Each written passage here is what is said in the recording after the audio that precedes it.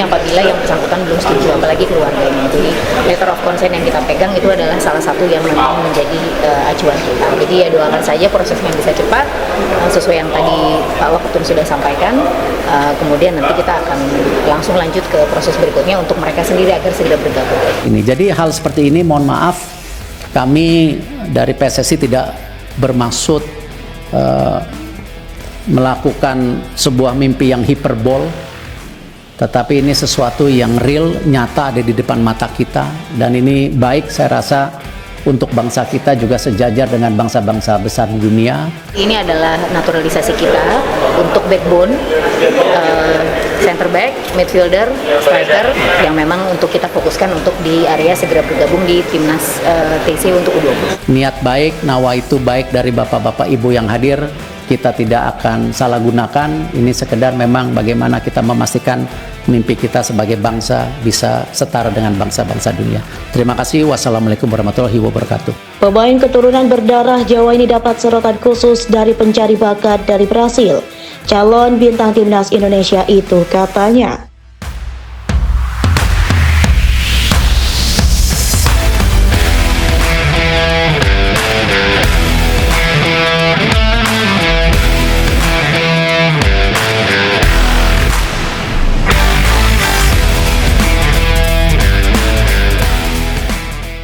Dan saya berharap mudah-mudahan dengan dukungan yang diberikan oleh Kementerian Hukum dan HAM, terutama yang terkait dengan naturalisasi, ini akan bisa memberikan kontribusi nyata dalam upaya kita mengangkat dan meloloskan timnas kita di Piala Dunia 2026 yang akan datang. Dan insya Allah ini akan menjadi percepatan yang bisa baik untuk prestasi olahraga saya dari PSSI, dan saya yakin Pak Menteri, pemerintah, kita harus mempunyai target untuk perbaikan prestasi timnas. Itu yang utama. Cara-caranya pun terhormat. Kenapa?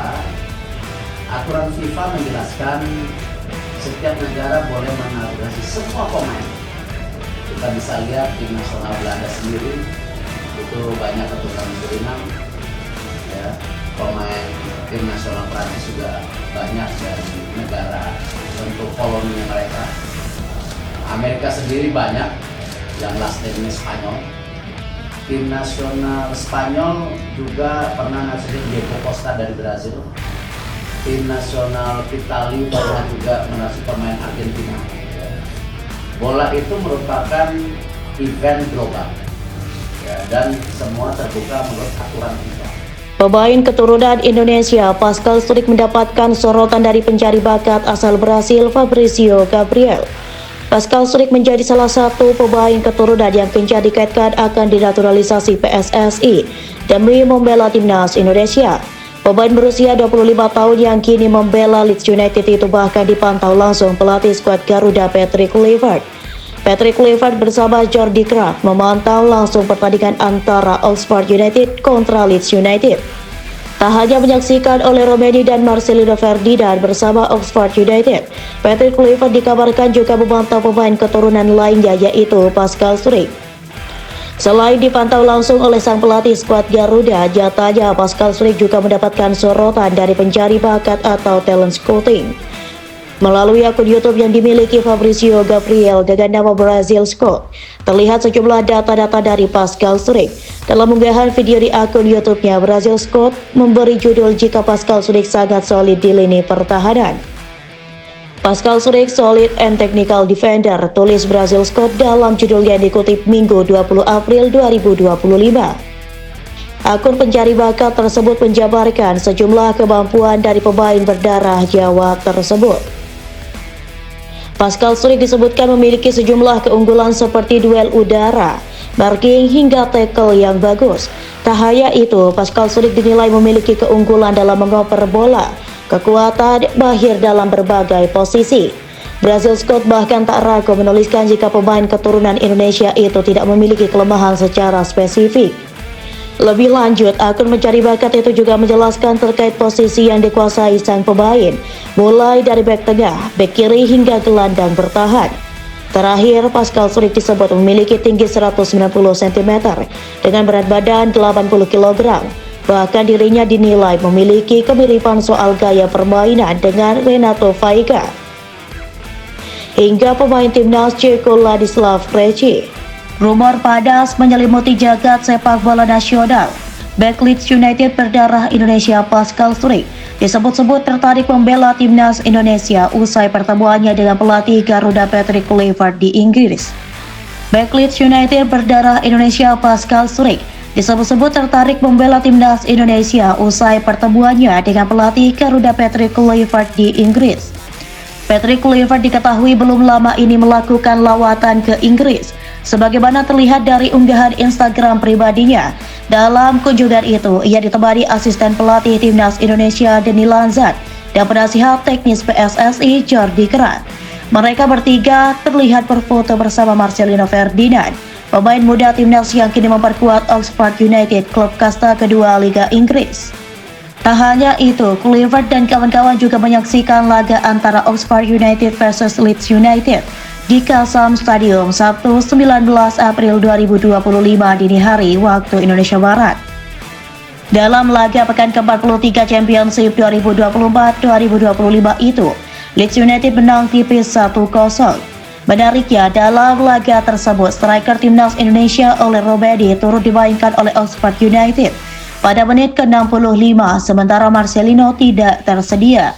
Namun perhatian justru tertuju pada tribun penonton, di mana Patrick Kluivert terlihat duduk sangat dekat dengan Pascal Struijk, bek Leeds United yang tengah absen karena cedera. Kehadiran Struijk yang tetap ikut rombongan Leeds United meski cedera sesuatu yang jarang terjadi, menimbulkan spekulasi. Biasanya pemain yang tengah dalam masa pemulihan tidak diikutsertakan dalam laga tandang. Diduga momen tersebut dimanfaatkan oleh Patrick Kluivert untuk melakukan pendekatan langsung kepada Struijk yang selama ini memang dikenal punya darah Indonesia dari kakek dan neneknya. Pascal Struijk, saya punya koneksi dengan Indonesia. Bek kelahiran Doorn, Belgia 11 Agustus 1999 itu memang telah lama dikaitkan dengan timnas Indonesia. Ia memegang paspor Belanda, sempat membela timnas Belanda U17 sebanyak 3 kali, dan hingga kini belum pernah memperkuat tim senior Belanda maupun Belgia. Artinya masih sah memperkuat Indonesia di level internasional. Dalam wawancara bersama Sport Magazine pada 2020, Struijk secara langsung mengakui akar keturunannya. Ya, dari kakek nenek saya yang meninggalkan Hindia Belanda, nama Indonesia dulu ke Belanda. Saya punya koneksi dengan Indonesia, ujar Struijk. Namun pada 2022, ia juga sempat menegaskan bahwa prioritasnya adalah membela timnas Belanda. Saya sebenarnya tidak tahu persis apa yang saya mau saat itu. Saya mempertimbangkan semuanya, tapi saya menginginkan Belanda sebagai pilihan pertama, katanya dalam wawancara dengan Nieuwsblad. Belum ada naturalisasi baru, kata Erick Thohir. Di tengah spekulasi, Ketua Umum PSSI Erick Thohir menegaskan bahwa tidak akan ada pemain naturalisasi baru di sisa putaran ketiga kualifikasi Piala Dunia 2026 zona Asia. Belum ada pemain naturalisasi baru, kata Erick di Bali Jumat 18 April 2025. Kita fokus pemain naturalisasi yang sudah ada. Kita fokus pada judi dengan tim yang ada saat ini, seperti itu dulu, tambahnya. Nama-nama seperti Ole Robedi, Emil Audero, Joy Pelupesi, dan Dean James dipastikan menjadi naturalisasi terakhir untuk putaran ini. Jadwal timnas Indonesia 2 laga penentu.